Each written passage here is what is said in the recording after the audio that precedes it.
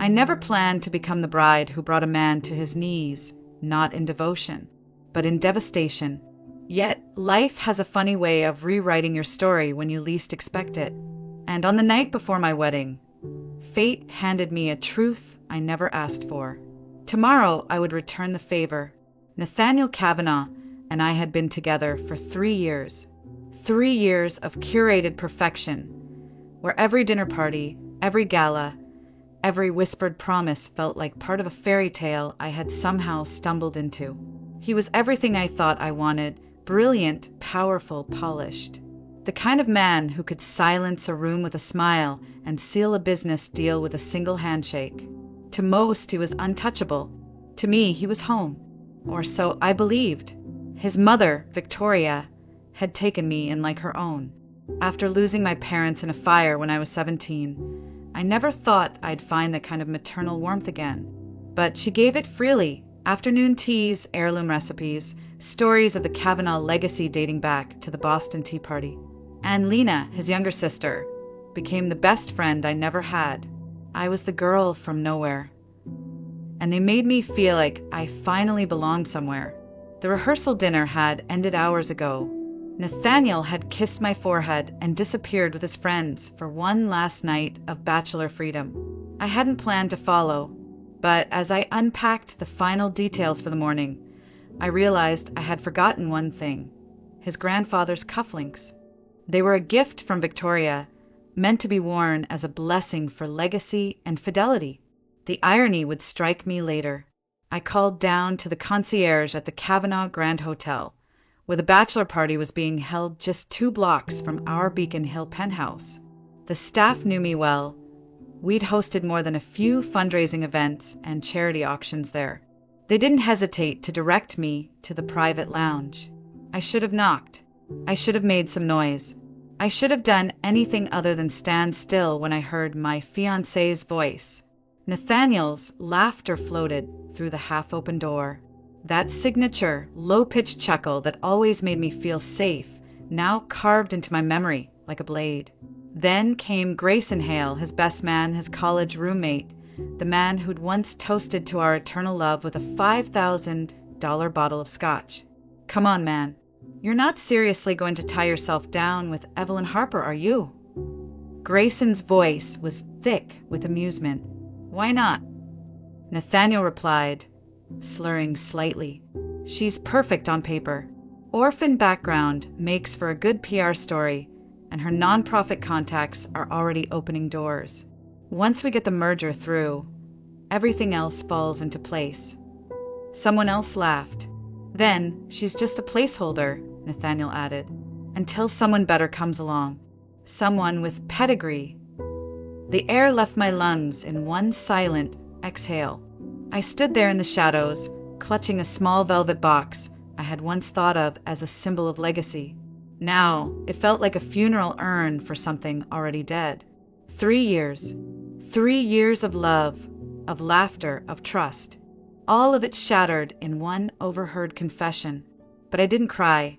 I didn't scream. I didn't burst through the door like some jilted soap opera character. Instead, I turned and walked away. Slowly, deliberately, my heels clicking against the marble floor like a countdown. Back at home, I didn't sleep. I opened my laptop, entered our shared business accounts, because, yes, I wasn't just the fiancé. I was also the silent co-founder of Kavanagh Global Impact Fund. I had helped build his empire, and now I would burn it down. By dawn, I had enough digital threads to trace something far more sinister than emotional betrayal. Offshore accounts, redirected charitable funds, correspondence between Nathaniel and Camilla Rhodes, his partner, both in business and evidently in bed. The woman he planned to marry was just the decoy. The real merger was happening elsewhere, but the wedding would still go on. Only this time, the bride wouldn't be walking toward a future. She'd be walking into war. I never imagined I'd be plotting revenge in my wedding gown. But as dawn crept through the windows of our penthouse, painting the city in shades of gray and gold, I sat in silence, my laptop glowing in the dim room like a loaded weapon. Nathaniel had underestimated me. He thought I was just a pretty accessory to complete his brand. He forgot I was the one who built the back end of his empire, the one who knew where the paper trail started, and more importantly, where it ended. While the city slept, I traced every transaction he thought was invisible. Shell companies in the Caymans, slush funds hidden beneath philanthropic grants, a trail of donations that led straight back to Camilla Rhodes, the woman he planned to marry after draining me dry. She sat on the board of Kavanaugh Global, cloaked in respectability and privilege. But now I had emails, intimate, incriminating, time-stamped. One thread alone was enough to bury them both. But I didn't stop there. I made 3 calls before sunrise. First, to a private investigator I had worked with once during a background check on a high-profile donor. Discreet, expensive, and worth every dollar. Second, to Julian Wu, a Pulitzer-nominated financial reporter who owed me a favor after I fed him a nonprofit scandal 2 years prior. And last, to someone within the Department of Justice. I didn't give my name, just a burner email, and a list of encrypted files titled Project Kavanaugh. The spark had been lit. By the time the city stirred, my strategy was already in motion. I had evidence uploaded to cloud storage, timed emails set to release, and a small team of journalists, lawyers, and federal agents who had no idea the woman pulling the strings was the bride they'd be reading about by morning. At 8:12 a.m., Lena arrived at the bridal suite at the Fairmont Copley Plaza, her face lit with the kind of joy I couldn't return. "You look like a Roman goddess," she squealed, wrapping her arms around me. I smiled gently, letting her warmth soak into my skin just long enough to remember what it felt like to be loved by someone who meant it. "This is really happening, Eve," she whispered. "You're going to be a Kavanaugh." I didn't have the heart to tell her the name she cherished was about to go up in flames. By mid-morning, Victoria swept in like royalty. Her pearls gleamed against her navy silk dress, and in her hands, she held a small velvet box. "This belonged to Nathaniel's grandmother," she said, fastening the delicate necklace around my neck. "She wore it on her wedding day. I wanted you to have it." The pearls felt cold against my skin. "Thank you," I said softly, my voice catching for a second. "You've been more of a mother to me than anyone I ever knew." Her eyes softened, and for a moment I almost broke. Almost. The next hour passed in a blur of curling irons, champagne flutes, and soft ballads playing from someone's playlist. My phone buzzed beneath the vanity table. Coded updates from my PI and Julian. Offshore confirmations secured. Photographers and press planted among the guests. DOJ contact in final position. I stared at my reflection. High cheekbones, steady eyes, scarlet lips. I looked like a bride, but what I saw was a storm in silk. At exactly 11:47 a.m., a knock came. 30 minutes, Lena called cheerfully from behind the door. I slid the cream-colored envelope from beneath the drawer and slipped it into a hidden pocket sewn into my dress. The weight of it anchored me, reminded me that this wasn't just a betrayal. It was a corporate crime, a deception so vast it had touched not only my heart, but hundreds of innocent employees who had no idea their 401(k)s were balancing on a lie. I stepped into my heels. I picked up the bouquet, white peonies and blush roses, and I felt their petals like fragile reminders of everything Nathaniel had tried to fake. I'd asked the florist for one red dahlia in the center. It meant betrayal, a message only I would understand. The ceremony was held at St. Benedict's Cathedral, the grandest venue in Boston. The string quartet played Pachelbel's canon as I stepped into the vestibule. My phone buzzed one final time. "Everyone in position," the message read. "Time to go." I deleted it and walked forward, not toward love, but toward reckoning. The church doors closed behind the last bridesmaid, leaving me alone with the silence. Through the heavy wooden doors, I could hear the final notes of the canon fade into stillness. My heart didn't pound. My hands didn't shake. I felt calm. As if my body already knew this wasn't a wedding march, it was a war procession. I adjusted the lace at my wrist and checked one last time that the envelope was secure in the hidden slit of my dress. Then I whispered to the coordinator beside me, "I'm ready." The grand oak doors creaked open. A flood of golden light spilled into the church as the music shifted to the wedding march. 200 guests rose to their feet in unison, their heads turned toward me, toward the image of the perfect bride. I walked slowly, the bouquet steady in my hands, the dahlia bleeding red against the ivory silk. Nathaniel stood tall at the altar, handsome and composed, his smile polished to perfection. He didn't know he had less than 5 minutes left in the world he built. As I walked, memories flickered like ghosts along the aisle. His proposal in Tuscany under the stars. The night he stayed up to help me build the first pitch deck for the Impact Fund. The way he used to tuck a strand of hair behind my ear and say, "You're my beginning and my legacy." Every image now soured, not with grief, but with clarity. 3 steps from the altar, I caught Grayson's gaze in the front pew. His smirk faltered. 2 steps. I saw Camilla seated next to a state senator's wife, her navy dress pristine, her expression unreadable. 1 step. I looked at Victoria, dabbing at her eyes with a monogrammed handkerchief, glowing with pride, and Lena, beaming, giving me a subtle thumbs up from behind the bridesmaids' row. Nathaniel leaned in, his voice low and rehearsed. "You look like something out of a dream." I smiled, took a half step back. "Not quite," I said, and turned to face the crowd. The music died. A hush fell over the cathedral. "Before we begin," I said, my voice smooth, unwavering, "I'd like to share a few words. Not from scripture, but from a collection of emails, dated across the past 18 months, written by the man I was about to marry." A stunned silence, then shifting, a cough. Camilla's lips pressed into a line. I pulled the envelope from my dress, broke the seal. The paper crackled in my hands as I opened the first page. "To Camilla Rhodes," I read aloud, subject line, "Post-wedding strategy. Once the Harper merger is secured, I'll move forward with dissolving her stake. She suspects nothing. Her devotion is a tool, and timing is everything."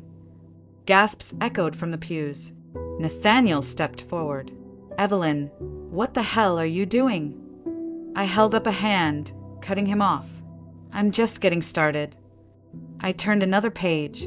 As for the offshore accounts, I paused, scanning the audience. Well, perhaps it's best if the SEC representative in the third pew hears about those firsthand, or the journalists scattered throughout this church. At that moment, the church doors opened again. 2 men in dark suits entered. No fanfare, just quiet precision. Nathaniel's mask cracked. "You're ruining everything." "No," I said softly. "I'm revealing everything." I dropped the pages. One by one, they fluttered to the marble floor like snow. Each a confession, each a nail in the coffin of his legacy. "I trusted you," I said, my voice rising with steel. "I built your company. I gave you my past, my name, my future, and you called me temporary." The silence that followed was deeper than any prayer. Camilla stood abruptly. "I need to leave," she muttered, but one of the agents moved to block her path. Grayson shrank in his seat. Victoria rose, her face pale. "Nathaniel, what is she talking about?" she demanded. "Mother, I can't explain." "She doesn't need your explanation," I cut in. "She needs the truth, and she's about to hear it, just like everyone else." The agents stepped forward. "Nathaniel Kavanagh," one of them said, "you're under investigation for securities fraud, wire fraud, and conspiracy to commit financial crimes." He turned to me, panicked. "Evelyn, please. We can fix this. I still love you." I tilted my head, stepped closer, my voice like glass. "Then you should have loved me enough to respect me, not use me." Victoria gasped. Lena sobbed. I removed the pearl necklace from around my throat and handed it to Victoria. This belongs to a family that stood for something. Yours no longer does. Nathaniel was cuffed and led down the same aisle I had just walked. Cameras flashed. Guests whispered. Camilla followed, face flushed and furious. And I stood at the altar alone, surrounded by shattered expectations and paper confessions. Then I turned, lifted my chin, and walked back down the aisle, bouquet in hand, but no longer as a bride, as something else entirely. The doors opened. The spring sunlight hit me full in the face. A crowd of reporters waited on the steps. I smiled, just slightly, and stepped into the light. The headlines exploded before I even reached my apartment. Runaway bride exposes billion-dollar fraud. Kavanaugh dynasty crumbles at the altar. Charity queen turns whistleblower. The media swarmed outside my building, but I didn't speak. I didn't need to. The truth had already spoken louder than any statement I could make. Camilla Rhodes was arrested within 24 hours. Her lawyers claimed she was blindsided. The email evidence told another story. Grayson Hale lawyered up, but it was too late. His name was all over the slush fund ledger, buried beneath fake consulting contracts. Nathaniel was denied bail. The risk of flight was too high. Lena called me sobbing. "Why didn't you tell me?" she whispered. I could have helped. But we both knew she couldn't. Her love for her brother had always been her blindest spot. Victoria's silence was more deafening. It wasn't until 3 days later that she appeared at my door, holding the same velvet box that had once carried her family's pearls. "They belong to you now," she said, pressing them into my hands. "Because you didn't just save yourself. You saved what little dignity this family had left." I didn't cry. I couldn't. I had moved past grief and rage. I had entered something sharper, purpose. Within weeks, I founded the Harper Integrity Group, a consulting firm built to prevent exactly what I had exposed. I hired experts in forensic accounting, whistleblower law, and corporate governance. What started as a team of 5 quickly grew into 30, then 70, with offices in Boston and D.C. Clients came flooding in, not because of who I was before, but because of what I stood for now. Universities began asking me to speak. First Harvard, then Yale, then Stanford. My inbox overflowed with messages from women. Men, interns, assistants, CEOs, each with their own story of betrayal, silence, fear. I read every word. I answered when I could. The world hadn't run out of corruption. It just needed more people brave enough to confront it. The Kavanaugh name was stripped from every corporate building within months. Lena took over a small division of what was left, determined to rebuild it into something honest. Victoria donated half her personal wealth to a foundation focused on ethical leadership. We didn't speak often, but when we did, there was something like mutual understanding in the silence. Nathaniel tried writing to me. Letters filled with apologies, explanations, desperate nostalgia. I didn't read them. I didn't need to. I'd already read everything that mattered the night before our wedding. Grayson disappeared to Arizona. Rumors said he was working in insurance under a fake name. Camilla flipped on Nathaniel during the investigation, trading her sentence for testimony. She got 5 years. Nathaniel, 15. No parole. The night before the sentencing, I stood by my window, looking out over Boston Common. I had traded in our penthouse for something smaller, simpler, with wide glass windows and a view of the city I had once wanted to conquer alongside him. Now I looked down on it not with ambition, but with clarity. The next morning, the courtroom buzzed with anticipation. I sat in the front row beside Lena and Victoria. When Nathaniel entered in shackles and a muted jumpsuit, he scanned the room until his eyes met mine. For the first time, he didn't smile. The judge read the charges. The evidence was overwhelming. Embezzlement, fraud, conspiracy, securities manipulation. The sentence came down like a gavel through marble, 15 years served in full. When it was over, Nathaniel looked at me, and mouthed something I couldn't quite make out. It didn't matter. Whatever story he had told himself about me had ended the moment I had stepped away from that altar. I walked out of that courtroom free, not because justice had been served, but because I had chosen to fight for it. I didn't just leave him at the altar. I left behind the version of myself who once thought love could fix a man bent on control. 6 months after the sentencing, I stood before a lecture hall at Stanford Business School, the words Montgomery Case Study, replaced now by its real title, The Kavanaugh Collapse. I had just finished a keynote on corporate fraud detection when a hand rose from the front row. MS. Harper, the student asked, voice steady, what was the hardest part of choosing truth over love? I smiled, resting my hand on the podium. Real love doesn't ask you to choose, I said. Only illusions do. After the lecture, a man approached me, tall, quiet, the kind of presence that didn't demand attention, only earned it. Dr. Adrian Lin, he said, extending a hand. I teach business ethics here. Your experience, it's changed the way we teach accountability. There was something different about him. Not charm, not polish, just steadiness. A sincerity I hadn't felt in years. Our conversations began professionally, syllabi, curriculum development, joint workshops. But they grew. Coffee meetings turned into evening walks through campus. Debates over corporate case studies turned into shared dinners. And somewhere between lectures and laughter, something else formed. Something slow, gentle, real. Adrian never asked about Nathaniel. He never tried to compete with ghosts.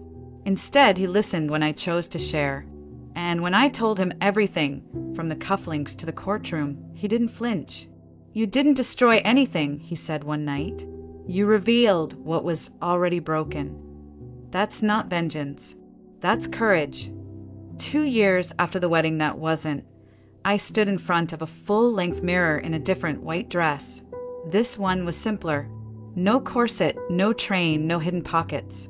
Just silk, light and strong, like the woman who wore it. Victoria stood behind me, misty-eyed as she adjusted the hem. This time, she whispered, you're not walking toward power. You're walking with it. Adrian and I married in the botanical garden where we'd once mapped out an ethics curriculum on a park bench. The ceremony was small, families, students, colleagues, friends who had seen me unravel and rebuild. Lena toasted with tears in her eyes. To my sister, not by blood, but by choice, who showed me that truth can be a weapon, but also a home. Our consulting firm had expanded to 3 countries by then. Harper & Lin was now the gold standard for corporate ethics. Companies brought us in not just after scandals, but before them. We trained boards, advised regulators, and mentored the next generation of business leaders. The Kavanaugh name was no longer a stain. It had become a case study, a warning, yes, but also a turning point. Nathaniel never appealed his sentence. From time to time, letters came from his facility. I read one. Just one. In it, he wrote, "You didn't just expose me. You saved me, not from prison, but from myself." I didn't reply. Some closure doesn't need words.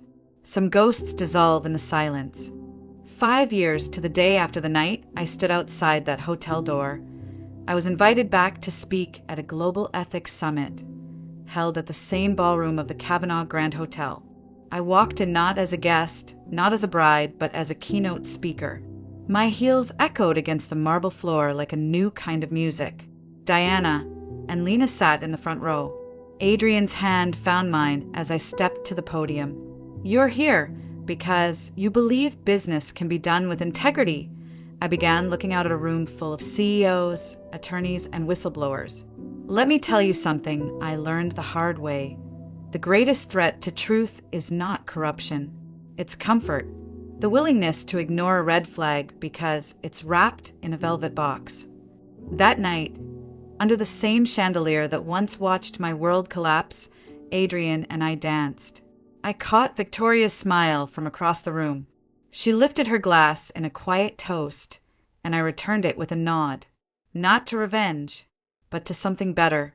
The pearl necklace I once returned now sat in a glass case at our firm's headquarters. Beneath it, a plaque that read, "Integrity is the most valuable inheritance."